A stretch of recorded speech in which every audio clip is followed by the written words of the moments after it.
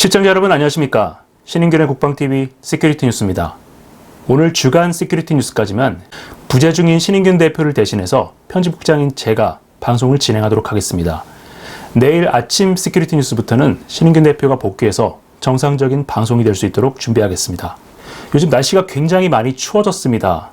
추워진 날씨만큼 국제 정세도 그만큼 얼어붙고 있습니다. 최근 계속 전해드리고 있는 중동 사태 관련해서 굉장히 큰일이 하나 터졌다는 소식과 함께 우크라이나에서도 우크라이나군이 아주 오랜만에 드론을 이용해서 러시아 본토 내륙을 타격하는 사건이 발생했습니다. 굉장히 큰 전과를 거뒀다고 하는데 이에 대해서도 전해드립니다. 그리고 어젯밤 북한이 탄도미사일을 발사했죠. 저희가 지난주에 미군 감시정찰 자산의 이동 동향을 말씀드리면서 북한이 조만간 탄도미사일을 발사할 수 있다라고 관측을 했었는데 그 말대로 됐습니다. 이번에 발사한 탄도미사일은 단거리 탄도미사일인데 아무래도 북중러 삼각공조와 연관이 있는 것 같습니다. 오늘의 첫 번째 소식입니다. 세계 해상 물동량의 30%를 차지하는 홍해 해상교통로가 사실상 봉쇄됐다는 소식입니다. 연말에 글로벌 물류 대란이 예상됩니다. 아시아와 유럽을 잇는 세계 최대의 바닷길 홍해가 예멘 후티 반군의 위협으로 막혔습니다. 거대 해운 기업들이 홍해 항로 운항 중단을 선언한 데 이어 여러 기업들이 속속 홍해 항로 운항 중단을 선언하고 있습니다. 올 연말 글로벌 물류 대란 공포가 확산되고 있습니다. 후티 반군의 무차별 상선 공격으로 지난 주말에도 여러 척의 상선이 피격됐거나 피격될 위기를 겨우 넘기면서 글로벌 해운 기업들이 연이어서 홍해 항로 운항 중단을 선언했다고 로이터 통신이 현지 시각 12월 16일 밝혔습니다.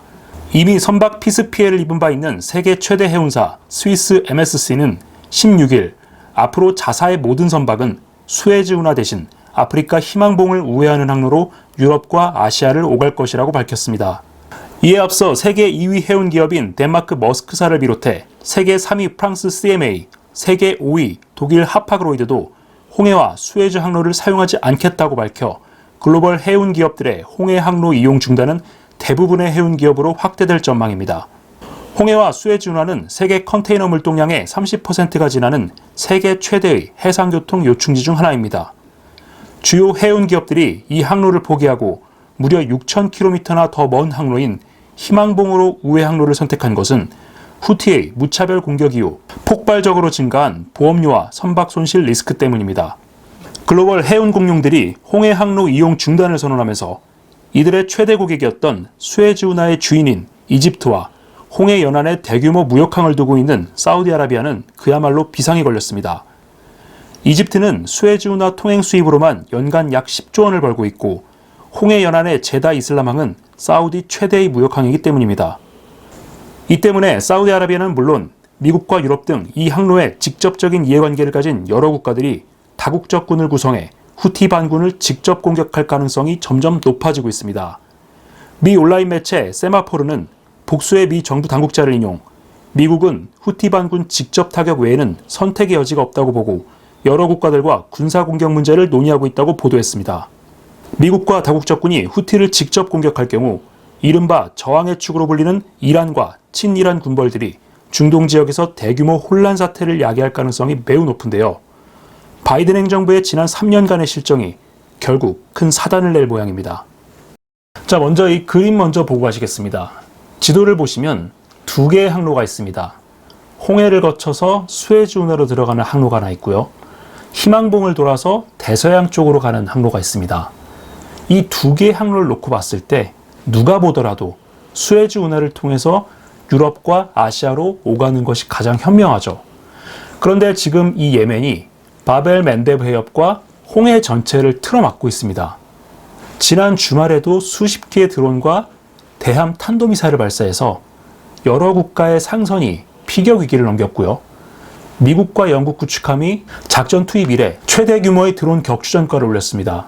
그만큼 이 홍해 해상교통로에 대한 리스크가 커지고 있다는 것인데 해운사들 입장에서는 이 리스크가 큰 지역을 지나가면 당연히 선박을 상실할 수 있다는 불안감이 굉장히 커지겠죠. 그리고 선박을 잃지 않더라고 하더라도 이 해역을 지나가는 선박에 대해서는 보험사가 굉장히 높은 보험료율을 적용할 겁니다. 이렇게 되면 전체적으로 물류 비용이 상승하게 되는데 해운사들의 입장에서는 이렇게 상승한 물류 비용이 아프리카 희망봉을 돌아서 6,000km에 최소 9일이 더 추가되는 이 항로로 가는 것보다 더 비싸다라고 판단한 것 같습니다. 문제는 이렇게 항로 우회를 선언한 업체들이 세계 컨테이너 물동량의 50% 정도를 차지하고 있는 1, 2, 3위 그리고 5위 기업이라는 겁니다. 여러분, 예전에 컨테이너 화물선 한 대가 수에즈 운하를 가로막아서 이 운하가 몇 주 동안 막혔었죠? 그 막힌 것 때문에 조단위 경제 손실이 발생했다라는 소식 들으셨을 겁니다. 단순히 막힌 거고 금방 이 배를 빼가지고 운하를 다시 복구할 수 있는 상황이었음에도 불구하고 물류 지연 때문에 그만큼의 추가 손실이 발생했다라는 건데요. 이거는 아예 홍해와 수에즈 운하를 운영할 수 없게 되기 때문에 글로벌 물류에 엄청난 혼란을 주게 되겠죠. 자, 그렇다면 이 사단의 원인이 제가 아까 스크립트 마지막에 바이든 행정부의 실정 때문이라고 말씀을 드렸는데 왜 그러느냐? 원래는 트럼프 행정부 당시에 이 후티 반군은 미국에 의해서 테러 단체로 지정이 돼 있었습니다. 그런데 바이든 행정부 집권 직후에 이 후티 반군에 대한 테러 단체 지정을 풀어주면서 이 후티가 굉장히 많은 양의 물자와 자금을 받을 수 있게 됐습니다. 지금 홍해를 공격하고 있는 그 전력을 생성하는 데 있어서 바이든 행정부가 일조했다는 거죠. 그리고 이 배후에 있는 이란, 후티가 그냥 움직였겠습니까? 당연히 배후에 있는 이란이 이 사태를 에스컬레이션 시키기 위해서 계속해서 펌프질을 하고 있고 무기 대부분도 이란에서 공급을 한 건데 그렇다면 이란이 왜 이렇게까지 자신만만하게 나오느냐?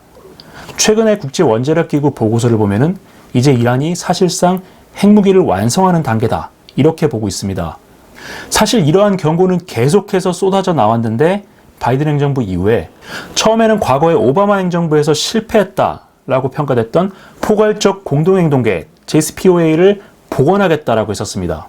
자, 그런데 1년 정도 협상을 하다가 이란이 도저히 말을 듣지 않으니까 결렬이 되고 그 이후에는 우크라이나전이다 뭐다 해서 사실상 이란 문제에 손을 놓고 있었죠.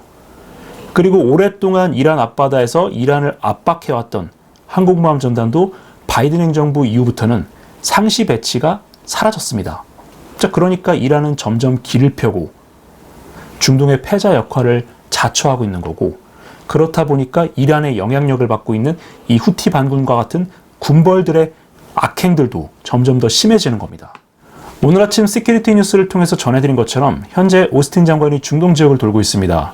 그런데 이 보도가 나간 이후에 미국 내 여러 매체에서 미국 당국자들이 후티 반군을 직접 공격하는 것 외에는 다른 옵션이 없다라는 이야기들을 언론을 통해서 흘리고 있습니다.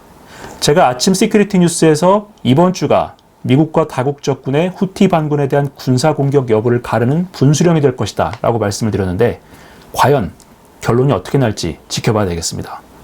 다음 소식입니다. 지난 주말에 러시아와 우크라이나가 서로 상대방을 향해서 드론 난타전을 벌였습니다. 러시아는 항상 했던 대로 샤이드 136 드론을 우크라이나 전역의 전력 인프라 시설에 보내서 파상 공격을 했고요. 우크라이나도 이에 대한 대응으로 러시아 본토를 직접 타격했습니다. 최근 러시아의 대규모 드론 공격으로 힘겨운 방공 전투를 벌이고 있는 우크라이나가 개전 이래 최대 규모의 드론을 동원해서 러시아 본토 내륙의 공군 기지를 강타했습니다. 러시아군이 애지중지하는 최신의 전폭기 여러 대가 이번 공격으로 파괴됐다는 소식입니다. 우크라이나군이 현지 시각 12월 17일 새벽 러시아 남서부 지역에 대한 대규모 드론 공격을 감행했으며 러시아군이 방공작전을 통해 최소 35대를 격추하는 데 성공했다고 러시아 국방부가 현지 시각 12월 17일 밝혔습니다. 러시아 국방부는 로스토프주 모로조프스크 인근에서 대규모 드론 공격이 있었다면서 날아온 드론은 모두 격추됐고 러시아군과 민간인 피해는 전혀 없었다고 주장했습니다. 러시아 국방부의 주장대로 17일 새벽 로스토프주 주요 도시에서 대공포 사격과 지대공 미사일 발사가 보고됐는데요. 모든 드론을 격추했다는 러시아 측의 주장과 달리 모로조프스크 공군기지에서는 여러 번의 폭발이 확인됐습니다. 모로조프스크 공군기지는 러시아 남부군 강구 예하의 최정예 부대 중 하나인 제1근위 혼성 항공사단의 제559 전폭기 연대가 주둔하는 곳입니다. 이곳에 배치된 30여 대의 수-234 전폭기는 최근 도네츠크와 루안스크 지역의 우크라이나군 주요 거점에 장거리 활공 유도 폭탄을 날리며 우크라이나를 괴롭혀온 바 있습니다. 러시아 측 오신트 소식통들은 우크라이나 드론 대군이 러시아군 주력 부대 대부분이 몰려있는 도네츠크와 루안스크 상공을 지나 무려 300km 이상을 유유히 날아가서 후방에 있는 공군기지를 타격한 것에 큰 충격을 받은 분위기입니다. 러시아 측은 이번 공군기지 피습에서 피해가 없다고 주장하고 있지만 기지 관계자들은 17일 오전부터 파손된 수-34 전폭기 일부를 공개하며 여러 대의 항공기가 파괴됐다고 전하고 있는데요. 정말 아무것도 아닌 것 같은 염가형 드론에 뚫린 러시아 방공망을 보면서 우리 군도 느끼는 바가 있기를 바랍니다. 모로조프스크 공군기지, 전선에서 굉장히 멀리 떨어진 곳입니다. 국경에서도 멀지만은 도네츠크 전선을 기준으로 했을 때 가장 가까운 전선에서 직선거리로 약 300km 떨어져 있는 굉장히 멀리 있는 곳입니다. 이렇게 멀리 있다 보니까 러시아는 이곳에 자신들이 자랑하는 최신의 전폭기죠. 수-34를 배치를 해서 이곳에서 도네츠크나 루안스크 국경선 인근까지 간 다음에 우크라이나군의 방공망 밖에서 러시아판 제이담, 러시아판 KGB를 할 수 있는 활공 유도폭탄을 계속해서 발사해 왔습니다. 자, 이 지도상에서 보시는 이 기지인데요. 이곳에서 출격을 해서 국경까지만 들어갑니다. 전선 근처에는 우크라이나군 방공망이 있기 때문에 접근을 하지 않고 굉장히 멀리서만 유도폭탄을 투하하고 돌아가는 그런 역할을 수행을 했고, 또 이 수-34 같은 경우에는 여러 종류의 공대지 미사일 운용 능력을 갖고 있습니다. 최근에 일부 기체는 미그 31에만 운용됐던 킨잘 미사일 운용 능력을 확보하기도 했습니다. 위성 사진을 보시면은 이 기지에는 수-34가 굉장히 많습니다. 러시아 공군 전체 보유량이 한 5분의 1에서 6분의 1 정도가 이 기지에 집중적으로 배치된 것으로 알려져 있는데요. 우크라이나 입장에서는 이곳이 굉장히 눈엣 가시였지만은 이곳이 굉장히 중요한 기지다 보니까 러시아도 이 주변에 밀집 방공망을 구축해놨고 우크라이나는 이 밀집 방공망을 통과할 자신이 없었던 것 같습니다. 그래서 이번에 드론을 수십 대를 발사해서 이 중에 일부만 맞아라, 이런 심정으로 공격을 한 것으로 보이는데, 굉장히 놀랍게도 이 수십 대의 드론, 특히 러시아가 기지 주변에서 격추했다라고 발표한 35기의 드론을 포함해서 굉장히 많은 양의 드론이 도네츠크와 루안스크 전선 상공을 그대로 가로질러 갔습니다. 이 지역은 러시아군이 굉장히 많이 배치된 지역이기 때문에 당연히 방공 시스템도 배치가 돼 있을 수밖에 없는데요. 저희가 올해 초부터 계속해서 말씀드렸죠. 러시아군이 야전 방공 부대를 빼서 모스크바나 상트페테르부르크와 같은 대도시 방공 작전에 투입하고 있다. 이렇다 보니까 야전 방공 체계가 없으니까 대부분의 러시아군들은 그냥 이 드론들이 자신들의 머리 위로 패스하는 것을 지켜볼 수밖에 없었을 겁니다. 그리고 그 결과는 이 그림에서 보시는 것처럼 야간에 이렇게 대폭발이 일어났죠. 일부는 지대공 미사일이나 대공포에 맞아서 공중에서 폭발하는 경우도 있었는데 일부는 지상에서 폭발했습니다. 지상에서 폭발했다는 것은 지상에 있던 어떤 시설이 파괴가 됐다는 것인데, 다음날 아침 러시아군 현지 기지 관계자가 이런 사진을 올렸습니다. 수-34 전폭기 뒤쪽에 있는 엔진 노즐 부분, 수직 미익과 수평 미익이 있는 그쪽 부분인데 그렇게 심한 손상 같아 보이진 않지만은 일부 파편이 박혀 있는 것이 보입니다. 이 전투기 위에도 드론 공격을 막기 위해서 위에다가 그물을 덮어놨는데 그물이 덮어져 있었음에도 불구하고 피해가 발생한 것 같습니다. 자, 근데 이 사건에서 우리가 주목해야 될 것은 우크라이나군이 굉장히 정밀하고 굉장히 최첨단의 드론이 아니라 그냥 어디 동네 철물점에서 만들었을 법한 굉장히 조잡한 드론을 사용했다는 겁니다. 이 드론이라는 것이 그냥 최근에는 3D 프린터를 가지고 동체를 만들고 그 안에 오토바이 엔진이나 소규모 드론 엔진을 얹어가지고 거기에서 인터넷 웹사이트에서 얼마든지 구매할 수 있는 항법 장치나 자동 비행 장치 같은 거, 이런 칩셋을 연결해서 프로그램만 조금 세팅을 하면은 얼마든지 이렇게 장거리 자폭 드론이 될 수 있죠. 만드는 가격도 굉장히 쌉니다. 러시아군 샤이드 136 드론 같은 경우에는 대당 가격이 지금 $10,000 정도까지 내려왔다고 하는데, 우크라이나군이 지금 이렇게 만들고 있는 이 소형 드론들, 이거는 그냥 몇천 달러밖에 안 된다고 합니다. 대부분 엔진하고 항법 장치 칩셋 가격인데 동체를 만드는 가격은 정말 얼마 안 된다라고 하죠. 싼 값에 굉장히 먼 거리를, 그것도 방공망을 돌파할 수 있는 그런 무기라면 북한이 당연히 큰 관심을 갖겠죠. 북한이 지난 열병식과 무장장비 전시회에서 여러 종류의 드론을 선보였는데 우리 군 연초에도 한번 뚫리지 않았습니까? 현재 구축되고 있는 적어도 방공 시스템, 이런 소형 드론에 대해서는 굉장히 대응 효과가 없다라는 것이 밝혀진 지금 우리 군은 이 야전 방공 체계, 적어도 방공체계부터 전면적으로 손을 좀 봐야 할 것 같습니다.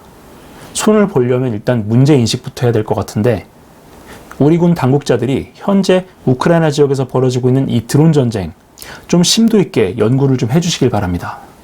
네, 세 번째 소식입니다. 저희가 지난주에 예고해드렸던 대로 북한이 또 미사일을 쐈습니다.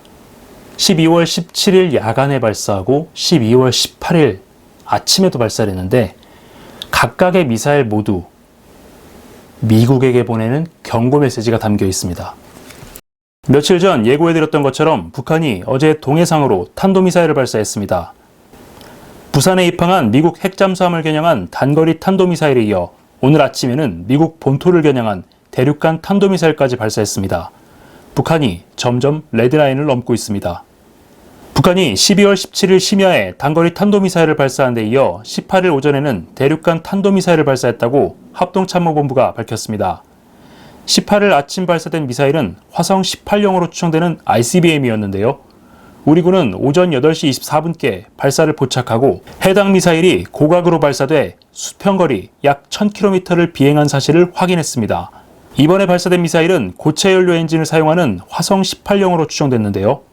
정점 고도 약 6000km, 비행시간 약 73분을 기록해 미 동부 주요 도시를 타격할 수 있는 15,000km급 사거리를 가진 실전형 ICBM으로 추정됩니다.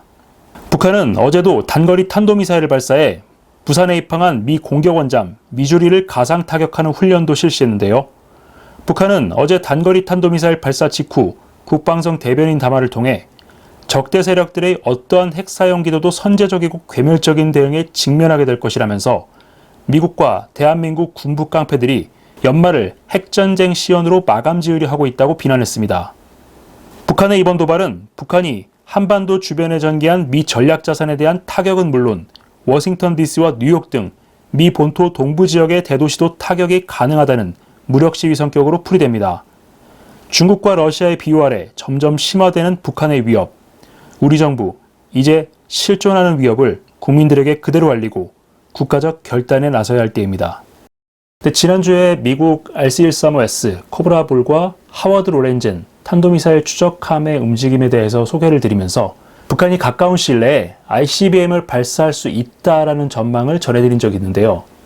일주일도 되지 않아서 결국에는 사실이 됐습니다. 17일 야간에 발사한 미사일은 17일 낮에 부산에 입항한 미 해군 버지니아급 공격원잠 미주리를 노린 것으로 추정이 됩니다. 평양 순안공항 인근에서 발사를 했는데 570km 정도를 날아갔습니다. 동해상 탄착 지점과 발사 원점을 가상의 선으로 긋고 그것을 그대로 남쪽으로 내리면은 부산이 됩니다. 북한은 7월 9일에도 유사한 패턴으로 부산을 공격하는, 그 당시에도 미 해군 LA급 공격원잠 산타페가 입항을 했었죠. 그리고 올해 봄에도 제주 남동 해상에 있었던 미 해군 마킨 아일랜드 전단을 겨냥한 핵공격 훈련도 실시를 했었습니다. 이러한 움직임들은 최근에 저희가 계속해서 전해드리고 있는 것처럼 북한과 중국이 한통속이 돼서 북한판 핵 A2AD, 즉 미국의 전략자산이 한반도나 중국 주변으로 접근하는 것을 막는 그러한 반접근 지역 거부 전략을 구현하고 있는 것이다 라고 설명을 드렸는데요. 17일의 도발이 이런 핵 A2AD 능력을 보여주기 위한 것이었다면 18일 도발은 미국 본토를 타격할 수 있는, 그것도 고체 연료 미사일로 기습 타격할 수 있는 그런 능력을 보여준 무력 시위라고 생각이 됩니다. 저희가 몇 차례나 전해드렸는데 2021년 6월 11일 북한 당중앙군사위원회 확대회의에서 전략군 개편에 대한 이야기가 있었죠. 서부 지역은 중국에 대한 방어와 동북아시아 지역에 대한 미군을 공격하는 그런 임무를 맡고, 동부 지역은 미 본토를 타격하는 그런 역할을 맡는 걸로 김정은의 교시가 내려갔었는데, 그 이후에 실제로 미사일 총국, 전략군 이 두 개 부대로 이원화가 됐고요. 그리고 나서 북한은 이렇게 개편된 편제에 맞춰서 다양한 미사일 전력을 개발하고 강화하고 배치하고 있습니다. 자, 이제 북한의 이러한 핵 A2AD 위협, 그리고 유사시에 미국의 의사결정을 묶어놓을 수 있는 미 본토 타격 능력 강화, 이 정도까지 위협이 진척이 됐으면 우리 군은 이제 북한의 위협을 다시 재평가하고 이러한 위협으로부터 우리 스스로를 어떻게 지킬 것인지, 그리고 우리도 뭔가 협상 카드가 있어야 유사시에 미국이 한반도에 대한 증언을 결정하지 않겠습니까? 미국의 대중국, 대북한 전략에 기여할 수 있는 그러한 국가 전략과 군사 전략을 개발해야겠습니다. 오늘 저희가 준비한 시큐리티 뉴스는 여기까지입니다. 시청해주셔서 감사합니다.